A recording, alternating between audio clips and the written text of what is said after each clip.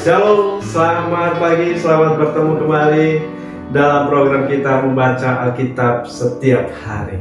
Saya terus mengajak kita Bapak dan Ibu ikuti terus jadwal pembacaan Alkitab kita.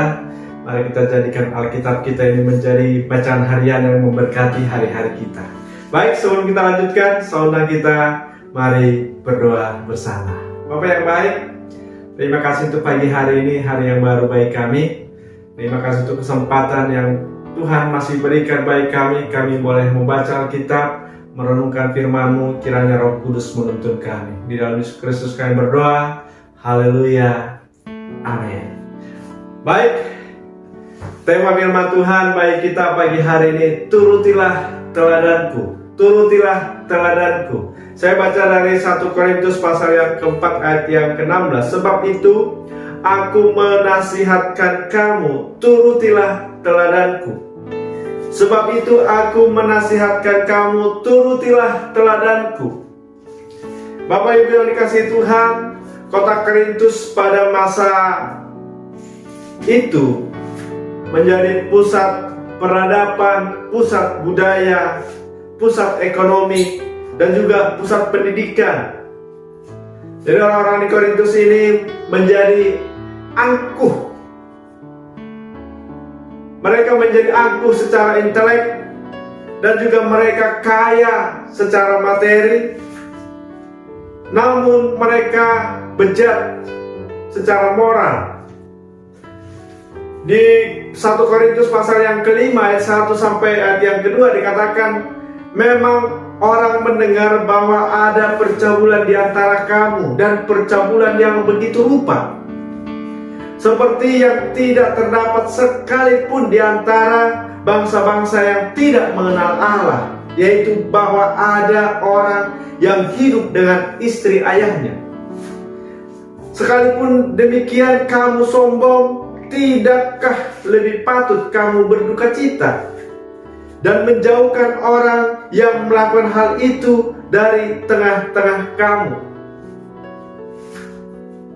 Rasul Paulus menghendaki supaya jemaat ini menjaga kemurnian iman dan juga menjaga kehidupan moral mereka. Makanya saudaraku, Paulus menasihatkan jemaat di Korintus ini, turutilah teladanku. Di sini digambarkan bahwa Rasul Paulus sebagai bapa bagi jemaat ini dan juga sebagai teladan iman. Paulus juga sebagai guru yang memberikan teladan hidup bagi jemaat yang ada di Korintus ini. Bahkan kerinduan Rasul Paulus supaya jemaat ini boleh menjadi teladan bagi orang-orang yang tidak mengenal Tuhan. Tetapi kenyataannya saudara, jemaat ini malah dikatakan sini malah lebih buruk di antara bangsa-bangsa yang tidak mengenal Allah. Nah, bayangkan saudara, anak-anak Tuhan justru perilakunya lebih buruk dari orang-orang yang tidak mengenal Tuhan. Bagaimana kita bisa menginjil? Bagaimana kita bisa berdampak kalau seperti ini? Maka Paulus marah kepada jemaat di sana.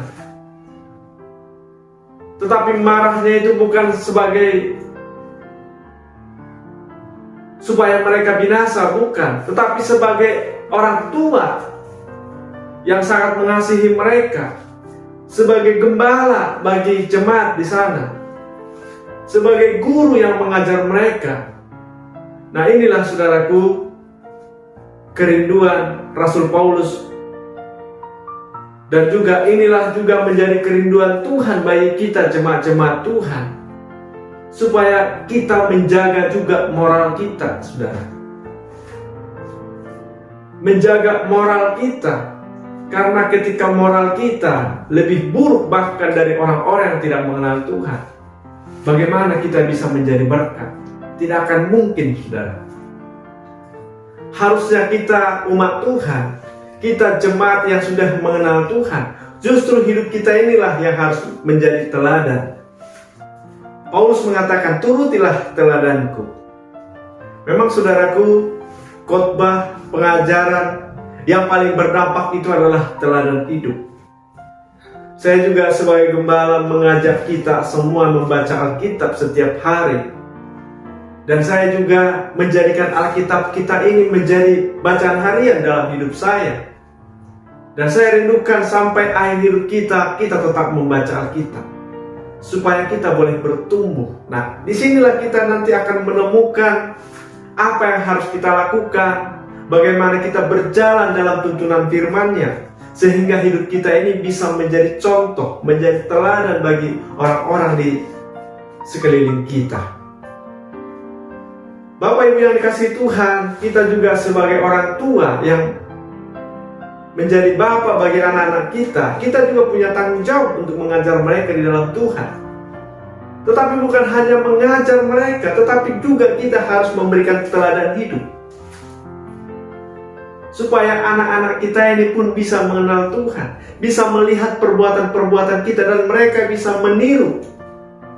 Nah, inilah saudaraku, juga Paulus menekankan kepada pemimpin-pemimpin rohani, supaya pemimpin-pemimpin rohani ini pun boleh menjadi teladan iman.